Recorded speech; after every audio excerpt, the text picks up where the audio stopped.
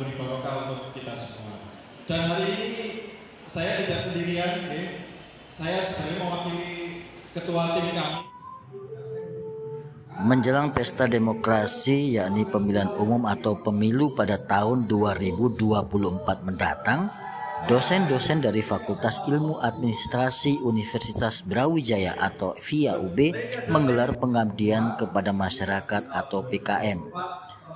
Kegiatan PKM kali ini menyasar pada siswa SMA Negeri 8 Kota Malang dengan tema pendidikan politik dan sosialisasi pemilu 2024. Asli, tapi nanti juga teman-teman bisa dapat gambaran lah kalau nanti memberikan hak suara itu seperti apa kira-kira rasanya. Baik, jadi ini adalah salah satu kewajiban ya dari setiap dosen, khususnya di FIAUB untuk melaksanakan tridharma pendidikan tinggi, yaitu pendidikan, penelitian, dan pengabdian kepada masyarakat. Nah, ini kebetulan tim kami untuk tim pengabdian masyarakat itu membentuk tim, kemudian mengangkat sebuah tema yang saat ini nampaknya juga sangat relevan dengan kebutuhan di masyarakat, yaitu tentang pendidikan politik dan sosialisasi pemilu 2024 untuk pemilih pemula. Ini karena memang kita melihat ya bahwa generasi pemilih pemula itu jumlahnya cukup banyak, baik itu di Kota Malang maupun di Jawa Timur maupun secara nasional. Namun mereka masih cukup minim ya wawasannya terkait dengan pelaksanaan pemilu ini. Baik yang sifatnya makro, misalnya pemilu itu sendiri apa, tujuannya apa, dan berapa tahun sekali, sampai sifatnya yang operasional, misalnya kalau memang mereka akan menggunakan hak pilihnya, itu bagaimana tata cara pemilihnya, siapa yang boleh memilih, kemudian datang kemana memilihnya, apakah online atau offline, terus kemudian kalau offline tuh cara milihnya apakah dengan ditulis, apa dicoblos. Nah, itu masih banyak generasi pemilih pemula yang belum mengetahui. Oleh karena itu kami tim dosen itu membuat sebuah kegiatan sosialisasi ini dengan dibumbui oleh materi pendidikan politik, dan kami memilih SMA Negeri 8 karena SMA ini adalah salah satu sekolah favorit di Kota Malang dengan jumlah siswa yang cukup banyak.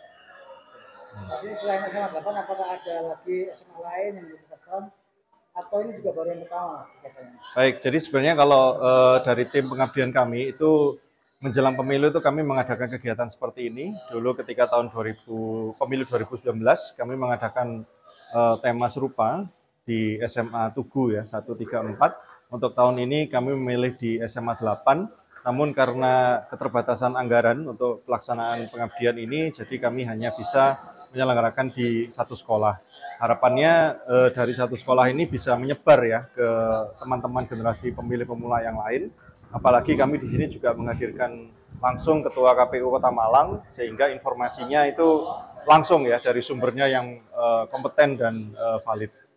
Terima kasih kami sampaikan kepada Ibu Alvina, kepada Bapak Ibu tim PKM, pengabdian kepada masyarakat yang Siswa SMA Negeri 8 Kota Malang sengaja dipilih sebagai sasaran pendidikan dan sosialisasi tersebut karena para pemilih pemula saat ini jumlahnya cukup besar dan rata-rata masih minim wawasan tentang politik dan juga pemilu.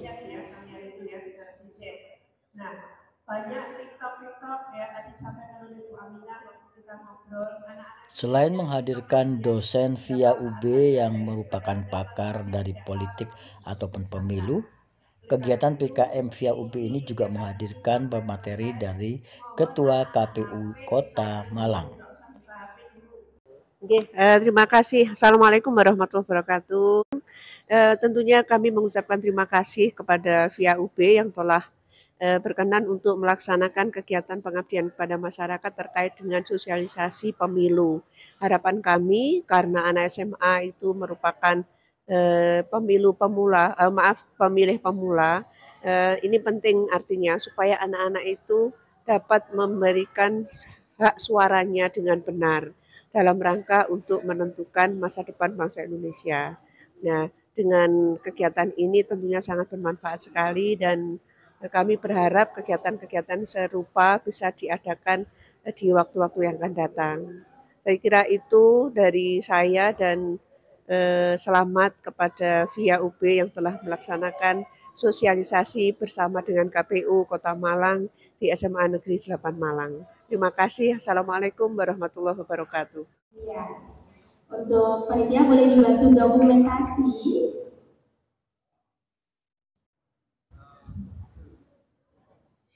Ya, monggo Ibu.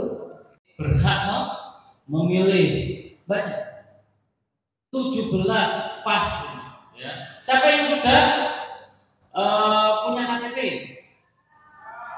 Sudah punya KTP. Oke, terima kasih. Memang kegiatan kayak gini ini harus dimasifkan ya kepada anak-anak yang punya hak pilih ya. Pertama karena jumlah pemilih pemula itu kan 3-4% ya. Itu lumayan besar ya.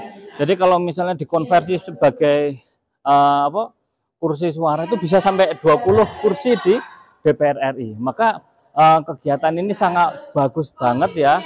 Ya, khususnya karena apa? Anak-anak sekarang ini ya, anak-anak sekarang itu acuh terhadap politik. Padahal masa depan negara kita ini terletak di politik pemilu, khususnya pemilih pemula ini. Terima kasih. Harapannya teman-teman bisa siswa SMA 8 khususnya bisa berpartisipasi aktif nanti pada waktu pemilu 14 Februari 2024. Pagi menjelang siang, salam sejahtera untuk kita semua. Yang saya hormati Bapak-Bapak dari VIA UB, Pak Aulia, Pak Andika, beserta rekan-rekan dengan timnya. Terima kasih sudah mengundang kami dari KPU. Kemudian yang saya sayangi, saya banggakan generasi muda yang saat ini ada di SMA 8 Semani Hasta ya. Salam sami luar biasa. Insya Allah adik-adik tak kenal maka tak sayang. Ya, kata bapak seperti itu. Tak kenal maka tak sayang. Kalau saya lebih tak kenal maka tak anut kalau saya. Supaya kenal ya. Selain melakukan pemberian materi tentang politik dan juga pemilu, kegiatan kali ini juga diisi dengan simulasi pemilihan umum bagi para pemilih pemula yang mungkin belum pernah menyaksikan atau melakukan.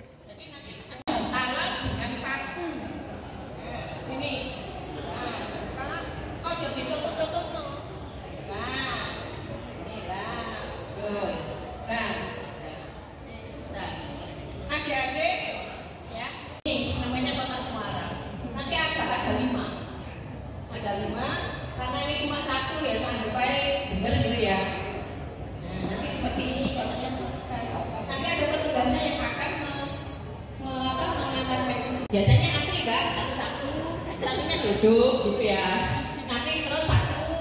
Nah, nanti didaftar, menuliskan nama.